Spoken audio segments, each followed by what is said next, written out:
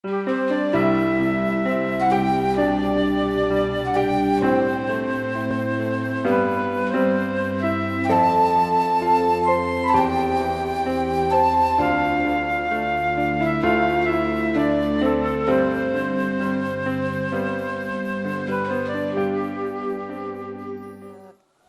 saya dengarkan ajaran Buddha ini, seakan-akan dia selalu menyoroti dari sisi abu-abunya hidup. Tapi kalau kita lihat karena kenyataan hidup memang seperti itu. Bagaimana Bante?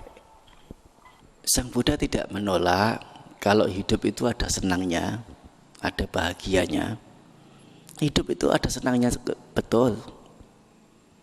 Kalau nggak ada senangnya, tidak mungkin makhluk hidup ini sampai sedemikian rupa melekati kehidupan. Permasalahannya hanya kebahagiaan, kesenangan yang ada dalam hidup itu, diwarnai oleh derita.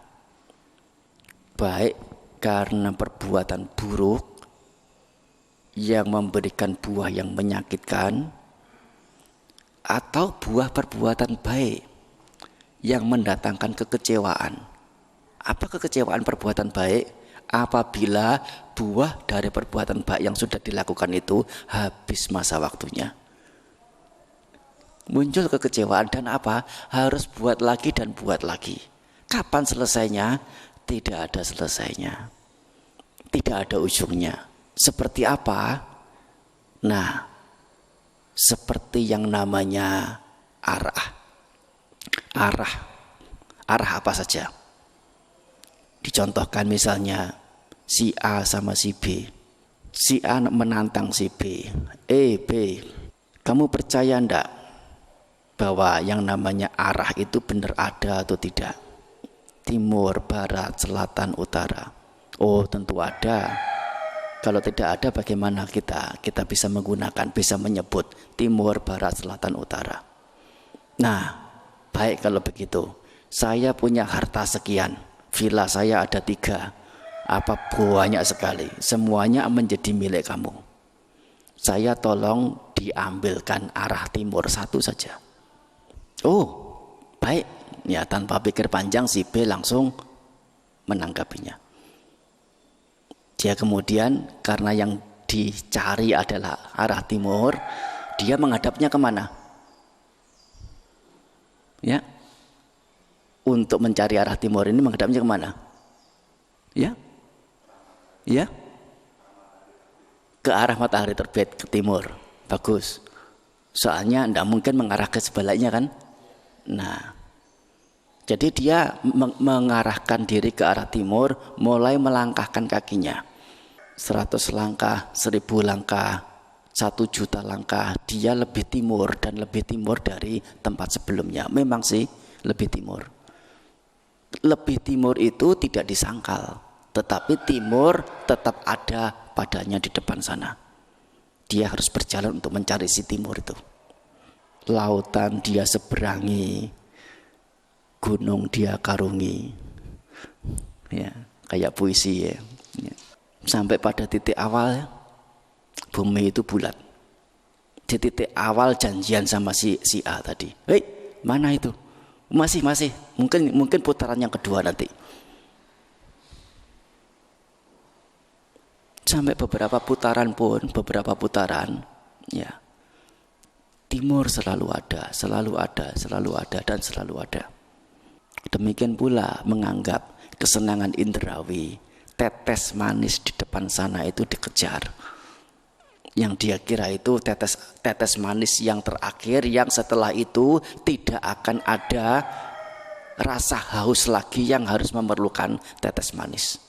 Kesenangan indrawi dikejar satu kehidupan habis sampai lahir lagi seperti si B itu, muter lagi 1 putaran.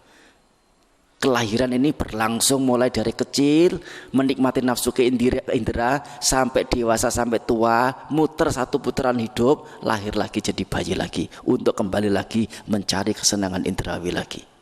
Dan sudah berapa kali, tidak terhitung satu makhluk mulai sejak kapan dia lahir.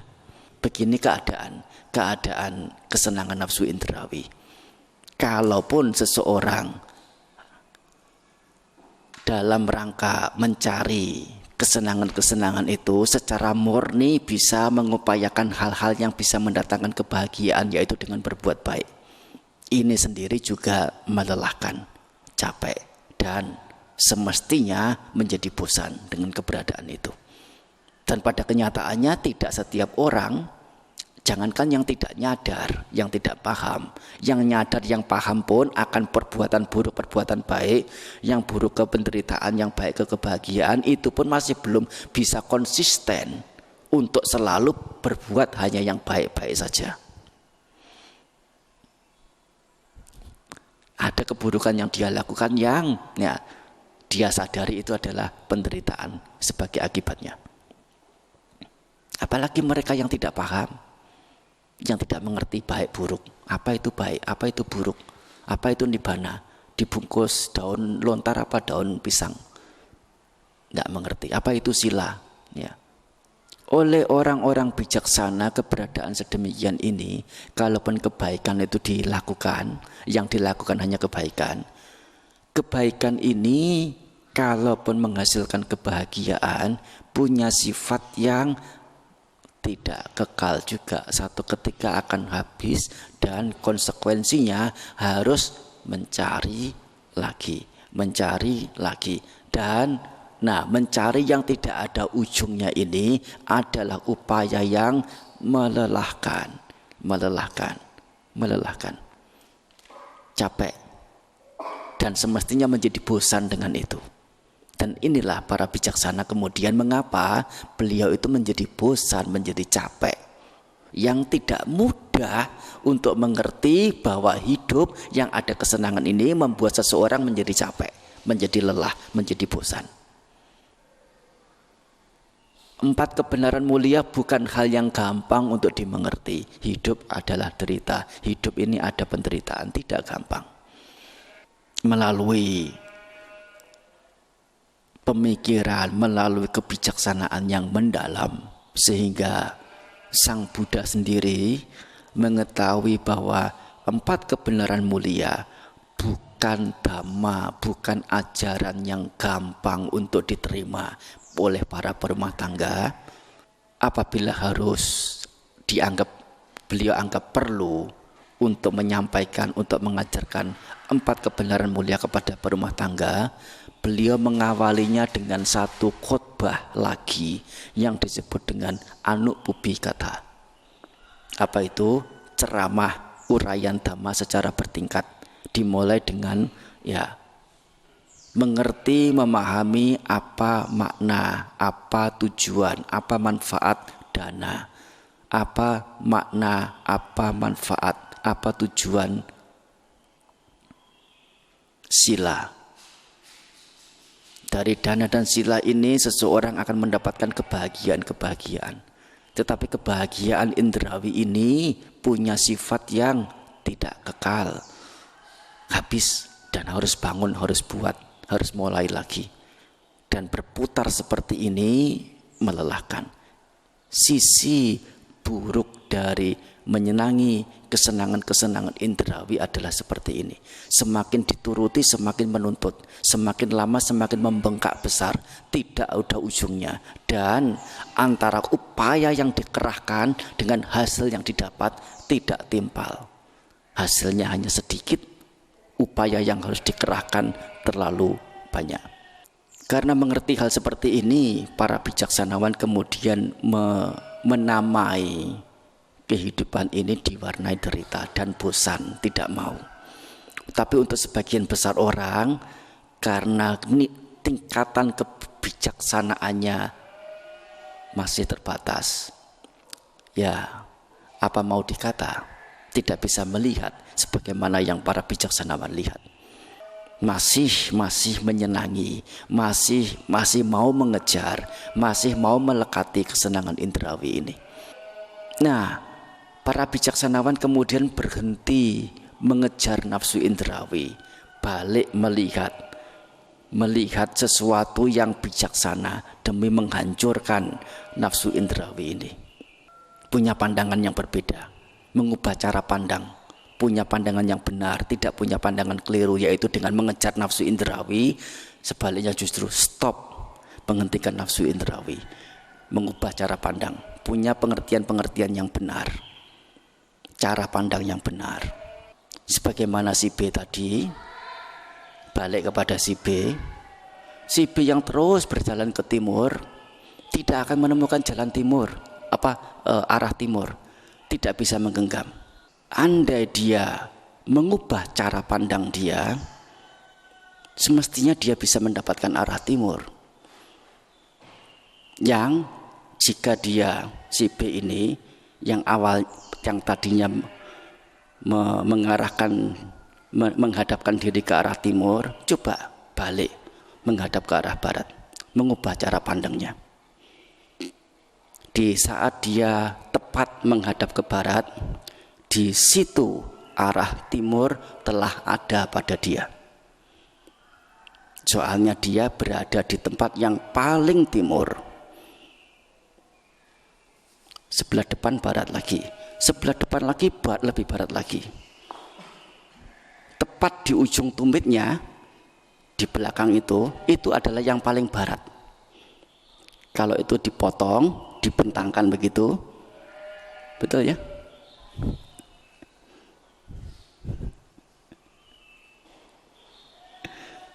Dia yang paling barat, dia sudah menemukan timur. Bagaimana? Harus berhenti dan kemudian mengubah cara pandang. Jangan dituruti timur itu. Berhenti dan ubah cara pandang. Nanti ketemu itu si timur. Tidak mudah memang. Oh, lautan indah. Oh, pegunungan yang indah. Yang benar. Kalau hutan indah, nanti dibawa ke hutan sendirian, ya seberapa mengerikannya. Gunung-gunung yang indah, coba berada di sana. Betul-betul indah tidak? Lautan indah, coba diajak itu dibawa ke sana sendirian. Mana indahnya? Bulan indah, ya ketahuan sudah indahnya bulan. Setelah astronot ya tiba di sana. Oh, ya. Apa yang indah? Petani lebih-lebih lagi tidak pernah melihat sawah-sawah itu indah.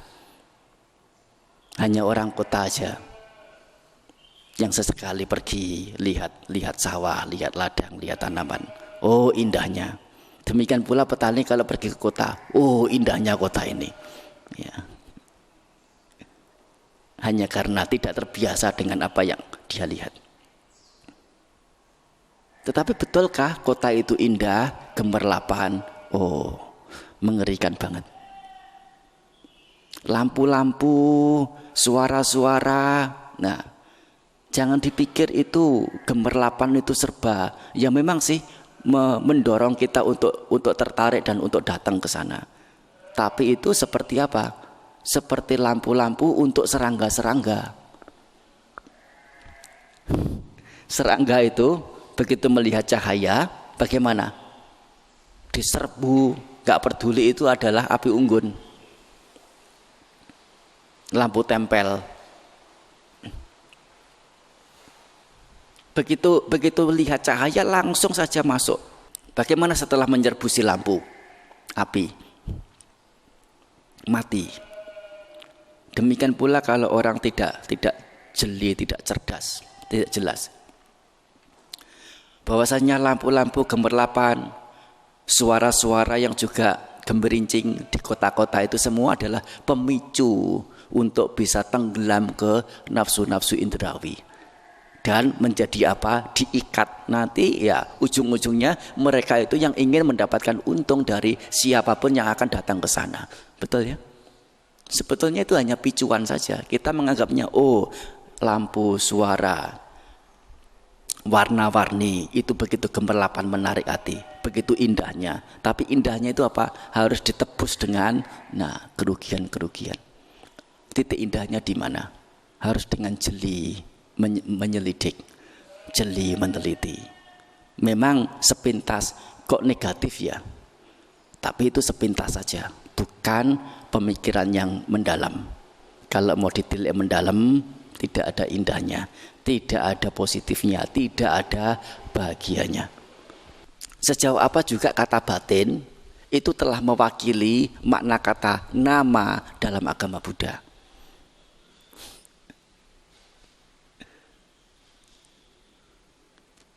Terlalu kabur sebetulnya.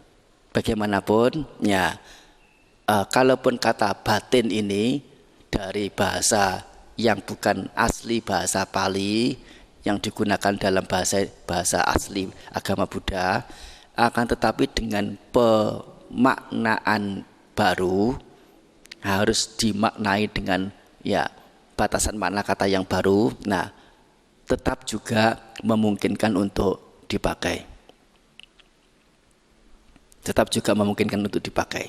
Jadi untuk sesuatu yang ada di dalam tubuh, yang namanya kehidupan ini, ada tubuh, ada rupa, dan ada nama. Nama ini, nah dalam bahasa Indonesia bisa disebut dengan batin. Batin dan jasmani, nama dan rupa. Nah, keberadaan nama ini bukan jiwa, bukan roh, ya, bukan sesuatu yang ada inti yang kekal, tidak. Meskipun bertumimbal lahir. Tumimbal lahir ini, ya sebetulnya tumimbal lahir ini ada dua jenis. Tumimbal lahir yang betul-betul tumimbal lahir dari kematian dari tubuh ini, kemudian setelah mati muncul kesadaran di tubuh lain, atau nah tumimbal lahir yaitu muncul kesadaran di tubuh yang sama. Dikatakan bahwa pikiran itu nah sebetulnya lahir mati itu sangat banyak sekali, cepat sekali. Ya, yang sedang kita ada ini sebetulnya sudah melewati pikiran atau batin yang muncul, yaitu hidup, lahir, dan padam atau mati. Hidup, mati, hidup, mati, hidup, mati terus. Tumimbal lahir terus. Sedang bertumimbal lahir. Jadi padamnya ini setelah padam masih ada kekuatan karma yang mendorong sehingga menyebabkan munculnya nama rupa baru. Ya, silakan untuk kembali berlatih. Kalau hujan, ya mungkin meditasi jalan di sekitar tempat yang tidak kena hujan. Silakan berlatih kembali dengan menumbuhkan keyakinan, menumbuhkan kegairahan, menumbuhkan semangat dalam berlatih. Malam hari ini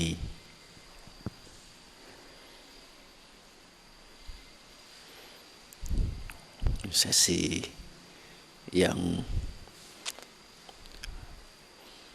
terakhir untuk acara kita.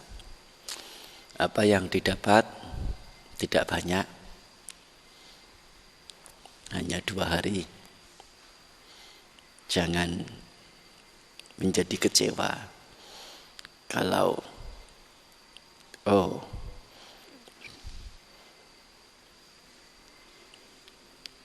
bukan hal aneh. Para pertapa itu melewati waktu-waktu bermeditasinya itu bertahun-tahun, bahkan seumur hidup. Kita mengharapkan 2 hari untuk mendapatkan ya sesuatu yang istimewa, ya alangkah bermimpinya kita.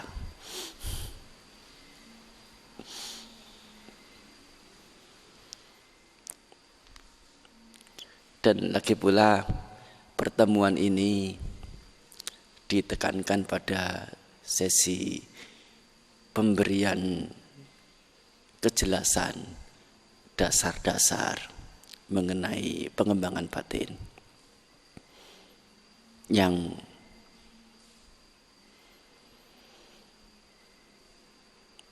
jangan sampai kita telah merasa bermeditasi dan kadang terlalu jauh sudah kita berlatih, ternyata ketahuan belakangan, oh belum sempurna apa yang kita ketahui, atau bahkan tidak sempat sampai mengetahuinya kalau keliru.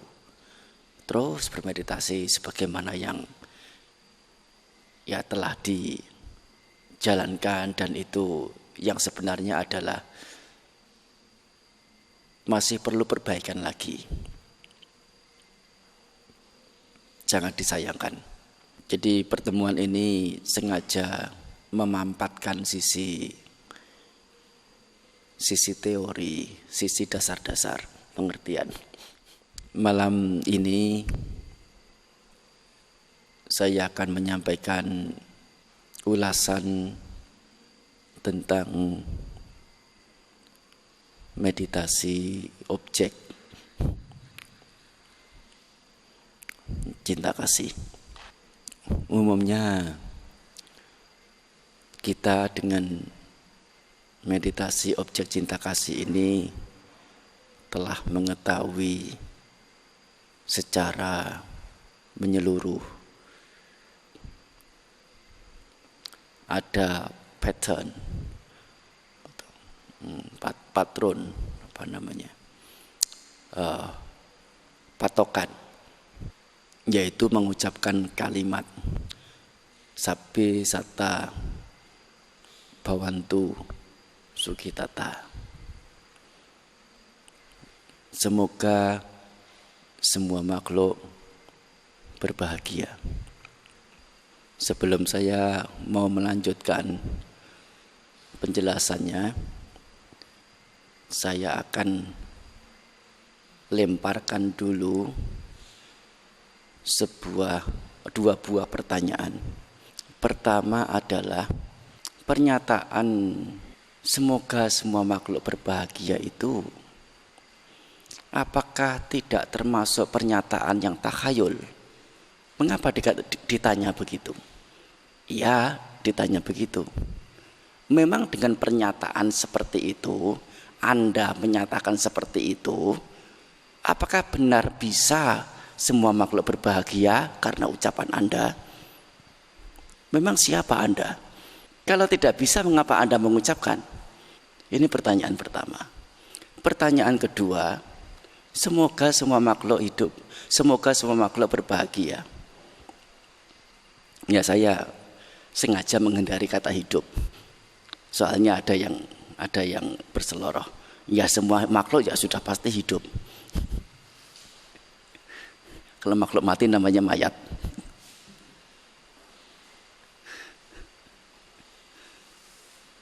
Semoga semua makhluk berbahagia. Berbahagia yang seperti apa? Tolong dijelaskan. Bahagia itu banyak sekali sebabnya. Dari berdana juga bisa berbahagia. Dari bisa makan enak juga berbahagia. Dari ketemu dengan orang yang dicinta juga bisa berbahagia. Dari bisa nempeleng orang karena benci, greget, terus kemudian bisa melampiaskan emosi dengan sempurna, rasanya bahagia juga.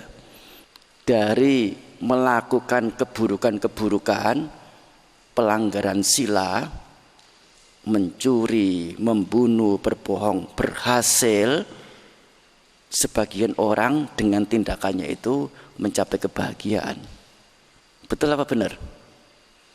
Seperti apa kebahagiaan yang, apakah sembarang saja kebahagiaan itu asal bahagia? Ya sudahlah, tidak peduli bahagia yang seperti apa, pokoknya senang saja.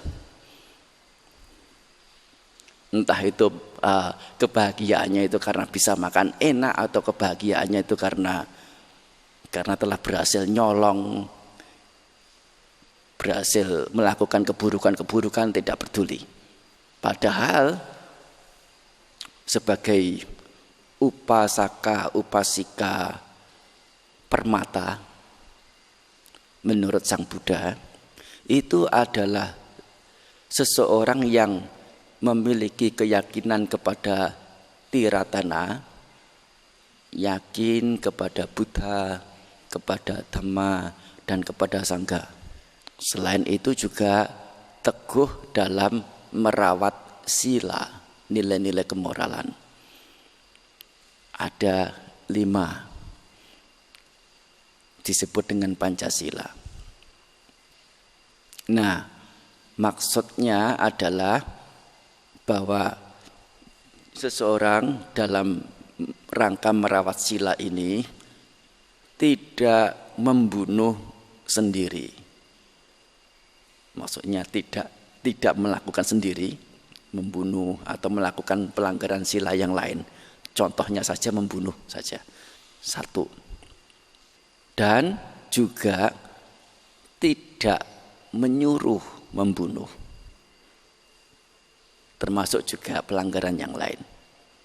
Melakukan sendiri tidak, menyuruh juga tidak.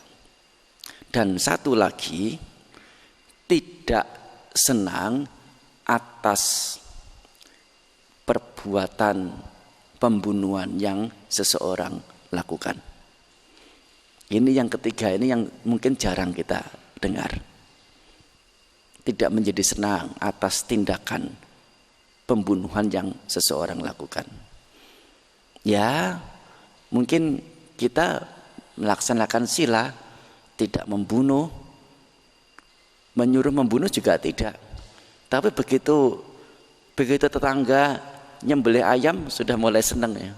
Wah, bakal dapat ya,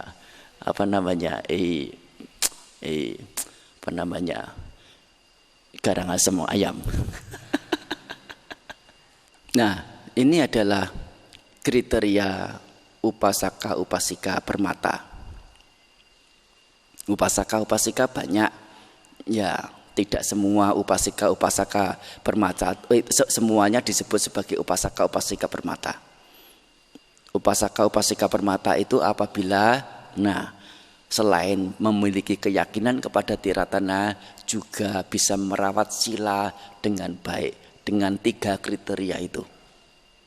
Kalau biasa upasaka upasika, cukup dengan yakin pada Tiratana. Untuk urusan sila, sebagian melaksanakan tapi tidak sempurna, sebagian separuh-separuh melaksanakan, sebagian bahkan belum mampu melaksanakannya. Tetapi tetap punya keyakinan pada Buddha Dhamma Sangha. Itu juga termasuk sebagai upasaka upasika sudah. Nah, di sini kalau kriteria sebagai upasaka upasika permata saja tidak nyampe, bagaimana kita dikatakan memancarkan cinta kasih, yaitu turut berbahagia atas tindakan buruk yang seseorang lakukan. Tentunya bukan, sudah pasti bukan. Nah, ini adalah 2 pertanyaan. Pertama adalah, bukankah pernyataan itu sebuah pernyataan yang takhayul? Yang kedua, kebahagiaan seperti apa yang dimaksudkan di sini? Cinta kasih. Kata cinta kasih ini adalah kata baru, istilah baru maksudnya.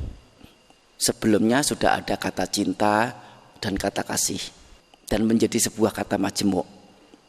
Dan sepertinya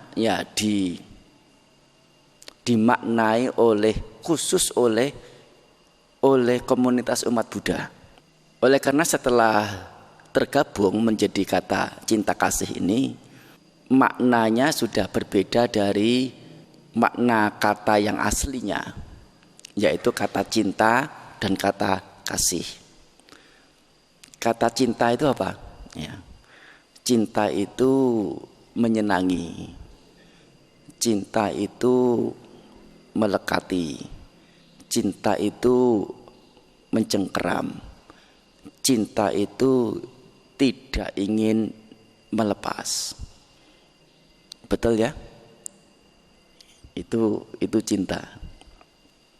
Sedangkan kasih, sami mawon, kekasih, orang yang dikasihi, orang yang disayang. Orang yang disayang, orang yang dikasihi juga sama dengan orang yang dicinta itu. Hanya setelah dipadukan menjadi sebuah kata majemuk, cinta kasih, nah, dan digunakan untuk menerjemahkan kata meta dalam bahasa Pali menjadi punya arti tersendiri.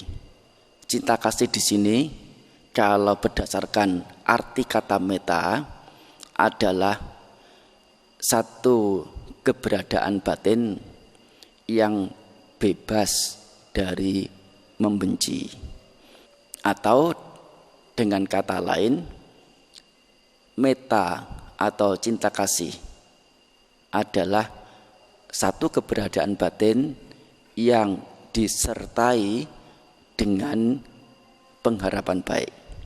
Di sini tampak bahwa makna kata awal, kata cinta dan kata kasih, setelah digabung menjadi kata cinta kasih ada sedikit perbedaan, bukan sedikit, banyak.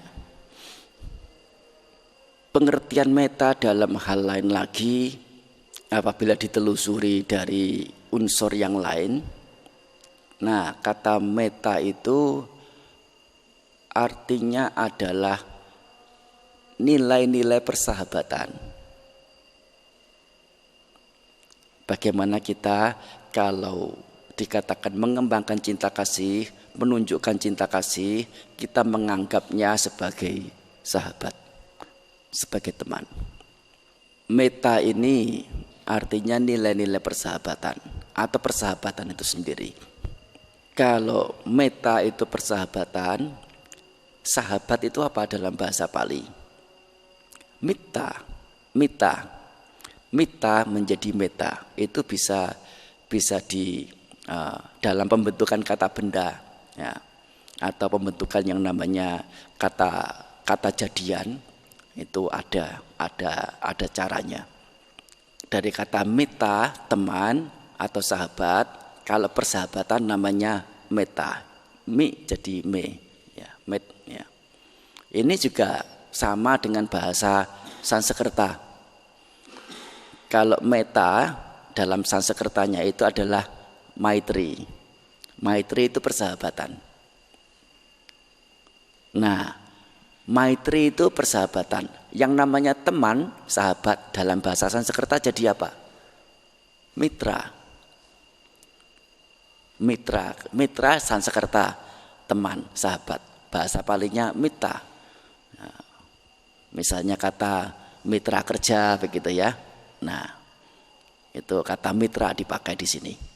Nah, mitra atau mita, sahabat ini asal usulnya dari mana ini?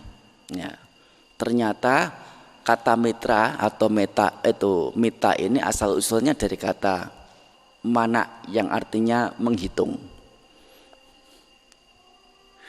Dari kata mana, man atau min, ya kalau tidak salah. Artinya menghitung. Dari kata man min, sesuatu yang diperhitungkan namanya mita, M-I-T-A. Atau orang yang diperhitungkan namanya mita. Nah, dikatakan seseorang yang perlu diperhitungkan, yang perlu dihitung, dikatakan sahabat, dikatakan teman, itu adalah orang yang perlu diperhitungkan, karena kalau bukan teman, bukan sahabat, tidak perlu menghitung, tidak perlu memperhitungkan, tidak perlu ya memberi harga, tidak perlu menghargai. Itu yang dimaksud. Kalau kita menempatkan seseorang sebagai mitra, sebagai sahabat, kita mau melakukan sesuatu, nah ingat si mitra, sahabat ini akan kecewa atau akan puas. Kalau menjadi puas, kita lanjut melakukannya. Kalau yang namanya sahabat ini kecewa, kita urung untuk melakukannya. Karena apa? Kita memperhitungkan yang namanya ini, mitra ini, sahabat ini. Sehingga mengapa sahabat itu dikatakan mitra atau orang yang perlu diperhitungkan, perlu dihargai. Dikatakan juga bahwa meta ini bukan hanya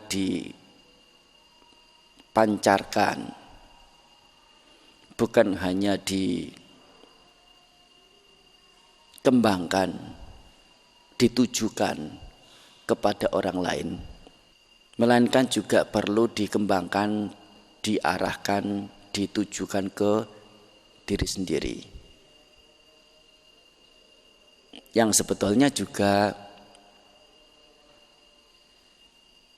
satu hal yang agak aneh. Mengapa dikatakan aneh? Ya tentunya setiap orang mencintai diri sendiri. Tidak perlu diarah, sudah pasti mencintai diri sendiri. Semua yang orang lakukan, mulai dari melek bangun pagi sampai tutup mata tidur, semuanya itu adalah bagaimana diri sendiri bisa mendapatkan kebahagiaan, mendapatkan manfaat. Kadang ya istri, suami itu nomor 2, orang tua, anak nomor 2, nomor 1 adalah diri sendiri.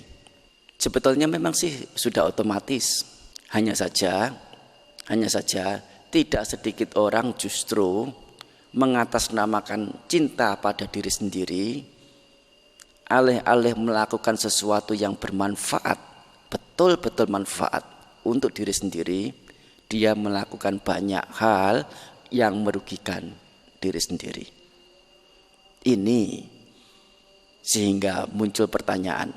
Kalau tadi di pertanyaan pertama adalah pertanyaan bodoh, sudahkah Anda mencintai diri sendiri? Maka pertanyaannya diubah sedikit. Sudah betul-betulkah Anda mencintai diri sendiri? Tidak sedikit orang dengan beralasan mencintai diri sendiri melakukan banyak hal-hal yang merugikan diri sendiri. Apa itu? Yaitu dengan melakukan keburukan-keburukan, melakukan hal-hal yang culas, hal-hal yang nista, hal-hal rendahan. Alih-alih memberikan manfaat di kedepannya, termasuk juga di saat ininya, yang dia dapatkan adalah justru sebaliknya. Seseorang dengan ketidakjujuran contohnya, karena menganggap dengan tidak jujur, dia menganggap bahwa ini adalah manfaat, menganggap yang keliru sebagai yang benar, yang buruk sebagai yang baik, yang tidak pantas sebagai yang pantas. Menganggap bahwa dengan tidak jujur dia merasa mendapatkan sesuatu, kemudian bertindak tidak jujur. Nah, akibat dari ketidakjujurannya, kalau satu ketika nanti dia tidak dipercaya orang, buah-buah yang akan nantinya dia petik, kalau dia direndahkan, dihina, disingkirkan, dikucilkan orang, dikucilkan masyarakat, itu menjadi buah perbuatannya, yaitu tidak jujur ini. Tidak bisa melihat bahwa ketidakjujuran itu adalah kerugian. Dan sebetulnya dengan tidak jujur, saat ketidakjujuran itu dilakukan, saat itu pula derita sudah dia alami. Yaitu apa? Ya, disertai dengan kotoran batinnya. Saat batin dikerui oleh kotoran batin dengan bertindak tidak jujur itu, sebetulnya itu adalah batin dalam kondisi menderita. Selesai ketidakjujuran itu dilakukan, diri sendiri secara jujur mencela, merendahkan, meremehkan, tidak menghargai, tidak ada kebanggaan pada diri sendiri. Nista, tahu dirinya nista, dan itu ya memang tidak ada orang lain yang tahu kecuali diri sendiri.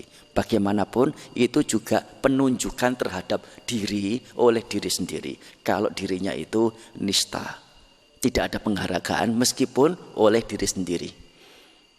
Ya, seseorang yang justru bertindak sebaliknya, menjadi jujur, tahu manfaat, tahu ini adalah keuntungan. Barang bagus dikatakan bagus, barang tidak bagus dikatakan tidak bagus. Kalaupun pembeli misalnya tidak tahu ini barang tidak bagus, kita sebagai penjual, ini barang ada cacatnya, di sini cacatnya. Kalau Anda mau beli, boleh. Tapi karena ini cacat, saya beri kortingan 20%. Ini kalau saya tidak memberitahu, bagaimanapun Anda tidak akan tahu. Soalnya ini ya sangat sangat dalam. Ya, nggak bisa orang umum tahu kalau barang ini itu ada cacatnya. Tapi ini saya kasih tahu kan Anda. Nah, kortingan 20% banyak enggak? Lumayan.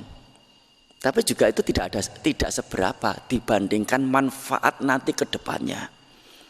Mendengar kata-kata penjual seperti itu, pembeli langsung tercengang kok. Dan besok kapan lagi butuh sesuatu tidak pergi ke toko yang lain.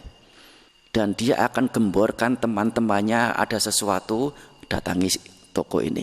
Dia tidak menipu. Dan kalau ada urusan apa yang lain yang lebih penting, dia akan hubungi toko ini. Ada apa yang lain-lain, ya tidak urusan dengan toko sekalipun, tidak ada urusan dengan dagang sekalipun, kata-katanya akan dihargai, akan diikuti, akan didengar. Dan lebih dari itu, saat kejujuran itu muncul, berhasil dilakukan, diri sendiri mempunyai kebanggaan, mempunyai kesalutan, memiliki penghargaan pada diri sendiri yang tidak bisa dibeli, diganti dengan uang sebanyak apapun. Dan ini sifatnya juga di dalam. Orang luar tidak tahu. Nah, ini adalah contoh dua hal tentang bagaimana mencintai diri sendiri. Tidak sedikit orang, ternyata juga salah cara. Kalaupun tujuannya itu memang untuk diri sendiri. Mencintai diri sendiri. Karena mencintai diri sendiri melakukan banyak hal. Tapi alih-alih manfaat yang dia lakukan, dia melakukan hal-hal yang berupa kerugian. Bukan untuk orang lain, melainkan untuk diri sendiri. Sudah benar-benarkah, sudah sungguh-sungguhkah Anda mencintai diri sendiri? Yaitu bagaimana mencintai diri sendiri secara benar. Mencintai diri sendiri secara benar. Seseorang mencintai diri sendiri, mengharap diri sendiri mendapatkan manfaat, mendapatkan kebahagiaan, bebas dari derita. Sehingga kata-kata atau kalimat semoga saya berbahagia, bebas dari penderitaan. Karena apa? Mengapa mengucapkan begitu? Ya karena mencintai diri sendiri. Karena mencintai diri sendiri. Tetapi permasalahannya adalah setelah semoga saya berbahagia, bebas dari penderitaan, apakah kata-kata ini mengandung kekuatan gaib? Ada khasiat, ada tuahnya. Ahang sukito homi, apalagi diucapkan dalam bahasa Pali. Apakah kata-kata ini diucapkan berulang sehingga menjadi semacam sugesti, muncul kebahagiaan, penderitaan serna. Atau berharap dengan mengucapkan kata semoga saya berbahagia, bebas dari penderitaan. Nah, jika kebetulan ada dewa lewat mendengar, bisa kasih saya kebahagiaan, bebaskan saya dari penderitaan. Ini adalah pernyataan umum, pernyataan utama. Ada pernyataan berikutnya yang menjadi sebab, yaitu semoga saya bebas dari membenci. Dan pernyataan keduanya, semoga saya bebas dari kehendak menyakiti. Kalimat ini menjadi patokan, menjadi sumber munculnya kebahagiaan, sernanya penderitaan. Mengharapkan diri sendiri bahagia, bebas dari penderitaan bukan semata-mata kekuatan kata-kata, kekuatan kalimat, atau mengharapkan sosok lain luaran untuk membantu, untuk memberi, bukan. Tetapi dengan konsekuensi memunculkan, menumbuhkan pikiran yang bebas dari membenci. Awerohomi, abhyapajohomi, bebas dari kehendak menyakiti. Nah ini kalimat ini, dua kalimat ini yang selalu diulang dalam memancarkan cinta kasih kepada diri sendiri bermeditasi. Bukan kalimat pertama, ahang sukito homi, nituko homi, bukan. Tapi yang justru ini, awerohomi, abhyapajohomi, ahang awerohomi, ahang abhyapajohomi. Semoga saya bebas dari membenci, semoga saya bebas dari menyakiti. Bukan bebas dari penyakit, bukan. Bebas dari menyakiti. Maksudnya apa? Membuat yang lain sakit. Nah, bisa diperpanjang. Semoga pikiran saya, semoga pikiran ini bebas dari membenci siapapun. Mereka yang aku kenal, yang dekat, yang tampak seperti ibu, bayangkan ibunya, ya. Ayah, bayangkan ayahnya. Semoga saya bebas dari membenci ibu. Semoga saya bebas dari membenci ayah.